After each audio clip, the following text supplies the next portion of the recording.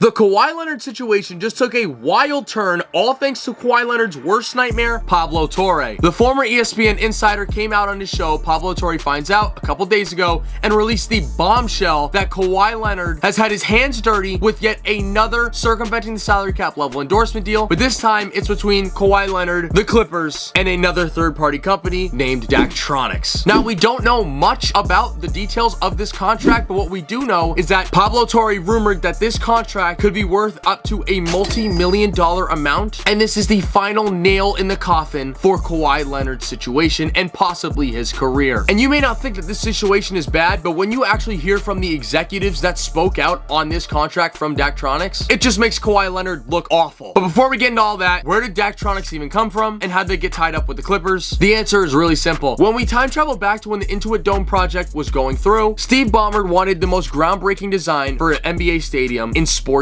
history. And one of the ways he did that is he called up a smart company called Daktronics to help design that double halo screen jumbotron, but I'm sure that wasn't the only thing they discussed on that phone call. And for a company like Daktronics, this isn't the first time they've partnered up with such a big franchise. Just like Aspiration, they had other deals with other major franchises, such as the New York Yankees, Grass Valley, and Stats Perform. So what really was the motive for getting your hands dirty with the Clippers out of all companies? Now, here's where we get into some details that really make the situation as bad as it seems. Pablo Torre interviewed an anonymous high-level source under contract for Intuit Dome, who said, and I quote, "The deal was 1,000% a way to circumvent the salary cap." Now, this isn't the first time we've heard this from an executive of a company partnered with the Clippers and Kawhi Leonard that's came out and said that these deals were to circumvent the salary cap, but the executive went even further and said, and I quote, "It was funneling money from the Clippers through Daktronics and back to Kawhi." Yikes. Like I said, we don't know too much about the situation just yet, so we have no timestamp yet on when the contract occurred. However, the contract is rumored to be over, according to a representative of Daktronics. So this is one of those past contracts. We don't know why it ended. Something must have happened that cut ties that we don't know about yet. There's also no revealed details of alleged terms, but the contract is rumored to be worth millions. For Kawhi Leonard, this news coming out now, after the NBA already announced that the investigation may not be over until 2027, just took this entire thing to the next level. Now, for those of you who aren't aware of the Pablo Torre investigation with Aspiration that really launched this NBA investigation, let me break this down for you. Here's the quick timeline. In September 2021, Steve Ballmer invests $50 million through his LLC into Aspiration, and within that same month, the Clippers launched that $300 million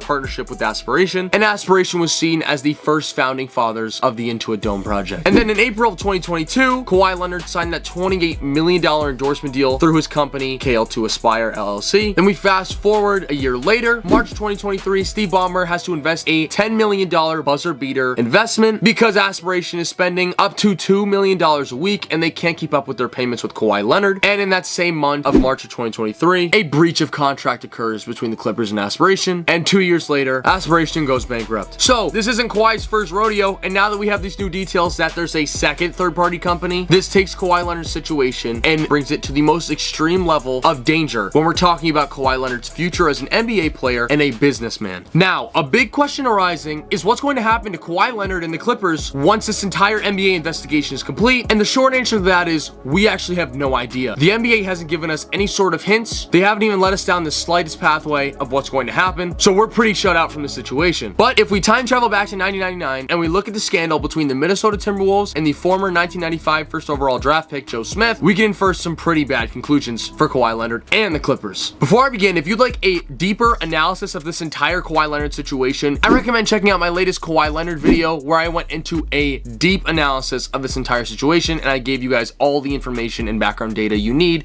to catch up to this point. But let's continue. So in 1999, the Minnesota Timberwolves signed Joe Smith to 3 one-year, $2 million contracts, and it immediately rose a bunch of eyebrows in the NBA because why would you sign a player like Joe Smith to those short time period contracts for chump change at the time? And the answer is the Minnesota Timberwolves had a plan all along. They wanted to use those 3 contracts to gain Joe Smith's bird rights in order to pay this man a $93 million extension under the table for the next 8 to 9 years. But fortunately for the NBA, David Stern caught that and slammed his foot down. And the punishments awaiting the Minnesota Timberwolves ruined their entire future and any chance of a rebuild. The NBA fined them $3.5 million, took away all 5 of their first round draft picks, and suspended their vice president and their general manager for 1 year. And that's only because of an under the table extension plan that never even went through. Can you imagine what Kawhi Leonard and the Clippers are going to get? On top of that, what's going to happen to Toronto. And honestly, I don't think the trade's gonna go through. I don't think the Toronto Raptors are gonna want to affiliate themselves with a player like Kawhi Leonard after this man has been diving dirty with multiple franchises and has got himself tied up with investigation. So overall, the entire Kawhi Leonard situation's a mess, and it just took the worst turn for Kawhi. If I had to guess, I'd say that Kawhi Leonard's going to be suspended from the NBA from a short period of time, and the Clippers are going to have massive draft assets pulled from them and much more. I wish I had more of a lead, but this is all the information we have right now. So thank you guys so much for tuning into this video, and have a great rest of your day. Stay safe. Now that we've got that Kawhi Leonard situation stuff out of the way, let's talk about LeBron James. LeBron James signed with the Philadelphia 76ers, which was a blockbuster signage for the King. Out of Cleveland, Miami, and Golden State, he chose Philly, and a lot of people assume it's just because of the roster fit. There's much more to it, and I broke that down in my last video that is up on the screen right now. Go check that video out.